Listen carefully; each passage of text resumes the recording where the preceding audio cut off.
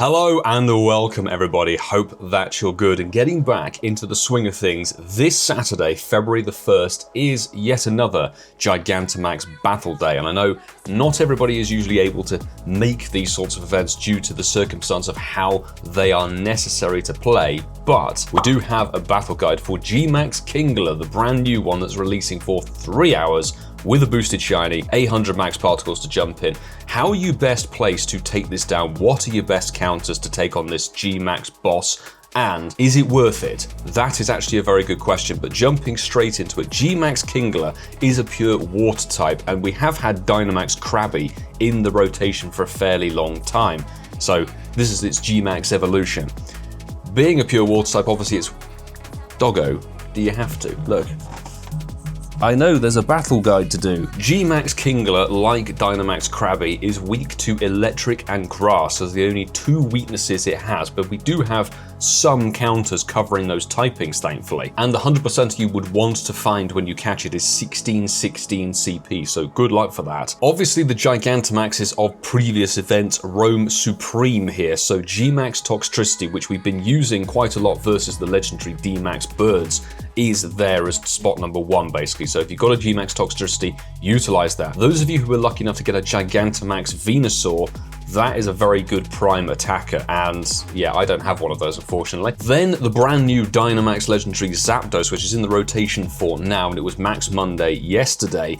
That with Thunder Shock, obviously electric, fast move is the way to go, very usable Pokemon. And then you get down into the other D-Max Pokemon of Rillaboom, which is really solid. Grookey has been available since the very get-go pretty much, so you should hopefully have one of those that might be okay and decent. The regular Dynamax Toxtricity is right up there. And finally, the D-Max Venusaur is a pretty decent pick. And again, D-Max Bulbasaur is one of those that's been in the raid rotations or the max battle rotations for the longest time, so you should have at least one of those to utilize. I would recommend now powering up some moves. Honestly, the IVs, because it's a bit like playing in 2016 and 2017, they're all starting afresh. Can't necessarily chase the 100s if you have like 91s or 89s. They will cut it. We've talked a little bit previously about the format and how to battle in these max battles. The attackers we've just listed are the ones that are going to deal the most damage for you. If you're building up a team, you need at least one of these to do the damage when you switch in and you're Dynamaxing. This will provide the Gmax Stun Shock or the Gmax Vine Whip equivalent, I guess. Your best defenders versus Gigantamax Kingler are the ones that are going to resist the most moves from its attacks, which right up there is Gigantamax Blastoise. That's another one I don't personally have, but it's a water type itself. It's going to resist, I believe, the water type moves and the Vice Grip that I think Kingler can learn, so that's a normal type attack. Gmax Lapras is a firm favorite and has been used versus Articuno and Zapdos and probably versus Moltres as well. Gmax Lapras is really solid as a big tank. Venusaur Gmax, again, you could utilize that as not only an attacker, but a defender. And the one I'm going to personally recommend that everybody has one at least of as a good tank or a good attacker, Dynamax Metagross is really good, honestly, in these Gmax battles and Dynamax battles. It's a tank, it can deal pretty good damage, and it will tank those hits solidly. So I'd say make sure you've got a Metagross in your team if you can do.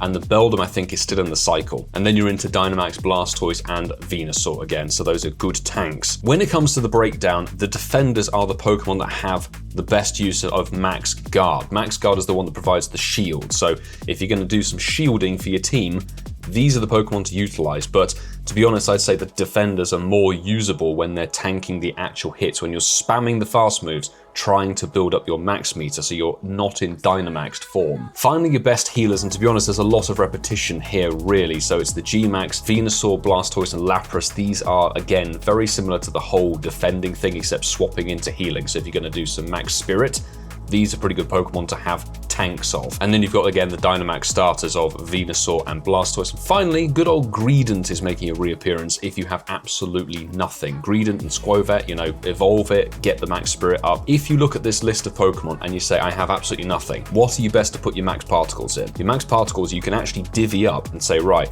I'm having a Dynamax Toxtricity as my attacker, so I'm going to put my Max Particles onto the Max Attack. Then, when you want to build a Defender, you build up the Max Guard, and then when you want to build a Healer, you build up the Max Spirit. I wouldn't necessarily say do one individually, so you have like one max move per Pokemon, But if you're very stretched for resources, building up one of each of these for your team is a pretty solid strategy. And thanks again to GoHub for providing the battle guide for this one. So the Kingler move pool is, well, there's 3 fast moves. I didn't realize I had 3 fast moves these days. Bubble, water type, metal claw, steel type, and mud shot, ground type. To be honest, none of those are really going to do much damage versus any of your counters, to be honest, except mud shot would do damage versus your electric toxicities. And as you can see, the charge moves is Vice Grip, which is normal, X Sizzle, which is bug, and then 3 water moves. Now, the only one I can see causing a bit of problem is X Sizzle being a bug type move that would be super effective versus your grass types. People are recommending not to use your charge moves when you're not demaxed, as it were. So for example, you have a Metagross, don't use Meteor Mash when you're trying to build up your max meter. And there is a couple of reasons why, but it's all to do with the maths of building up energy to the max meter. Basically, you're more efficient to build up the max meter by spamming the fast move quickly rather than waiting for the attack damage and the attack animation of the charge move to build up just a little bit more energy. So spam your fast moves on your things like Lapras or your other tanks, Blastoise, something like that. Rillaboom would be a pretty good one. Then switch into your attacker, go for it unless you're a healer or something like that. I'm really hoping we get better at this sort of whole practice and battling because when it comes to the Articuno battles, I've been going around with 2 people and trioing it with great ease. Now we've powered up some Pokemon and have the right kind of idea for a strategy.